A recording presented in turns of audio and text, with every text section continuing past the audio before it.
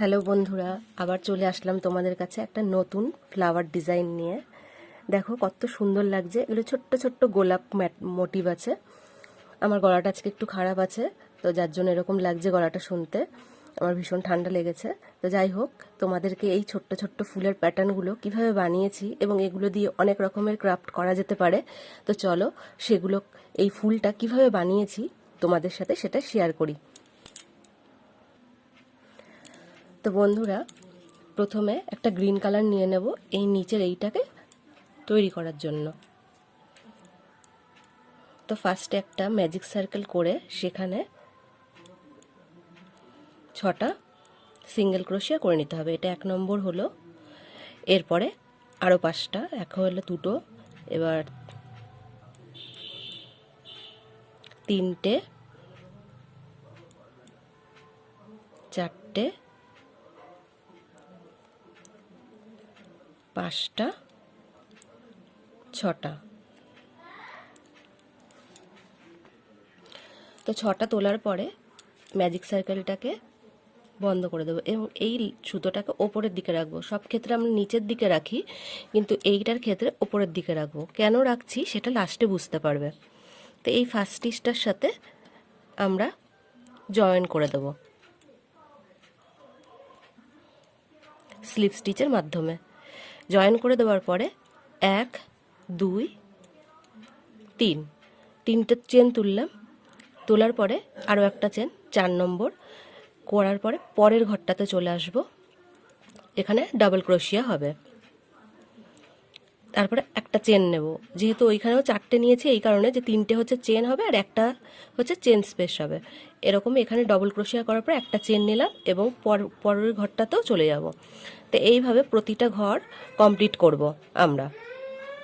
এইখানে আরও একটা চেন নিয়ে নিলাম। চেন নিয়ে নেওয়ার পরে পরের ঘরটাতে চলে আসব।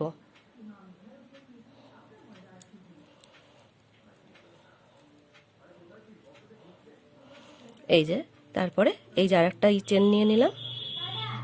এরপরে আরেকটাতে আসব,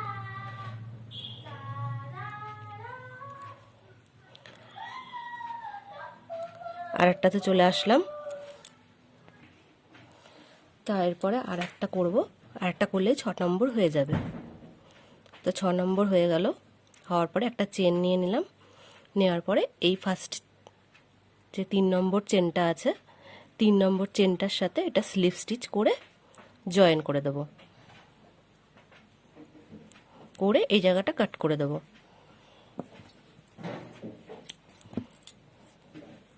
তো একটা ছোট্ট বাটির মতন তৈরি হলো। ঠিক আছে। তো বন্ধুরা, তারপরে যে কোনো কালার ইচ্ছে মতন নিয়ে নেবে। এই যে ফাঁকাগুলো তৈরি হয়েছে একটা করে চেন স্পেস দেওয়ার পরে, এই ফাঁকাগুলোর থেকেই কালারটা তুলে নিতে হবে। এবার এই পাপড়িগুলো তৈরি হবে। তো প্রথমে এরকম নট দিয়ে নিলাম। একটা নট দিয়ে নেওয়ার পরে একটা, দুটো চেন তুলে নিলাম। এরপরে এরকম করে ঘুরিয়ে নিয়ে 2 হলো, 3 4 5 6। এরপরে এরকম নিচ ভিতর দিয়ে বার করে পুরোটাকে নেব। পুরোটাকে বের করে নিয়ে একভাবে জয়েন করে দেবো পুরোটা মাথাতে। তারপরে আবার এরকম নিলাম, নিয়ে পরের মাঝখানটায় চলে আসলাম। চলে এসে এই যে 1, এই যে 2 হয়ে গেল, 3 4 5 6। ঠিক আছে। এই সরি 6 না, এটাতে একটা বেশি নিতে হবে, 7, এই যে 8। তাহলে একটু ফোলা ভাবটা আসবে। এই ভিতর দিক দিয়ে পুরোটা বের করে নেব। বের করে নিয়ে একবারে এরকম করে নেব পুরোটাকে।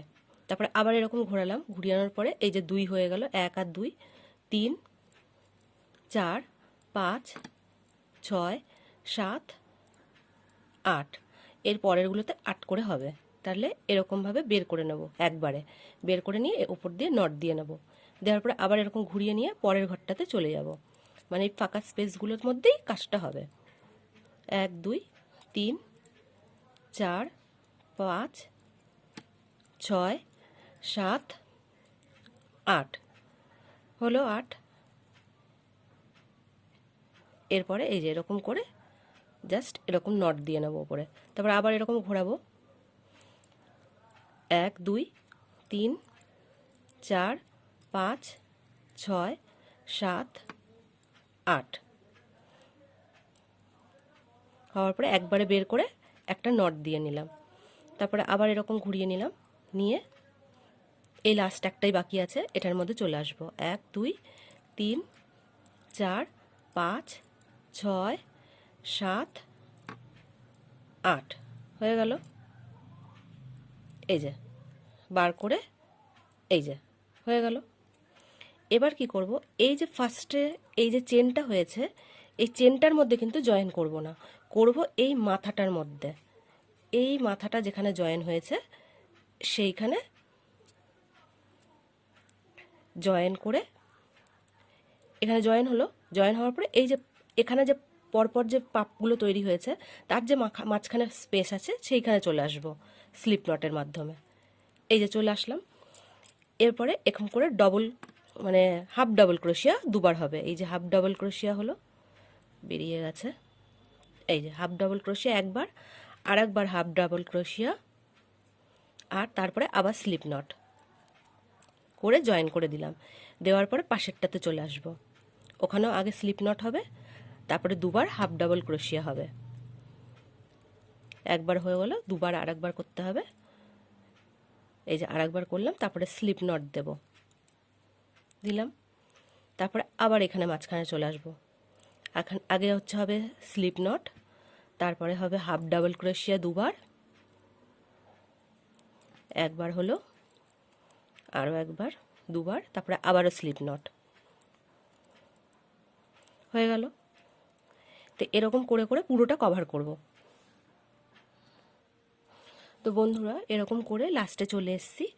এই লাস্টের প্রথম ঘরটার সাথে স্লিপ নট করে নেব। এরকম করে স্লিপ নট করে নিলাম, করে নিয়ে জাস্ট একটা নট দিয়ে এটাকে কাট করে দেব। এটা বের করে নিলাম, এই সুতোটাকে পেছনে একটু হাইট করে নিতে হবে। তো চলো হাইট করে নিই সুতোটাকে। তো দেখুন বন্ধুরা, তো এরকমভাবে আমরা সব পুরো ফুলটাকে কমপ্লিট করে ফেললাম, ঠিক আছে। এবার কি করব, যখন আমি এখানে জয়েন করে হাইট করে নিলাম সুতোটা, এবার এই ভেতর থেকে জাস্ট এরকম করে উল্টে দেব, তাহলেই সুতোটা এই যে বেরিয়ে গেল। এবার দেখো কতটা সুন্দর লাগছে জিনিসটা।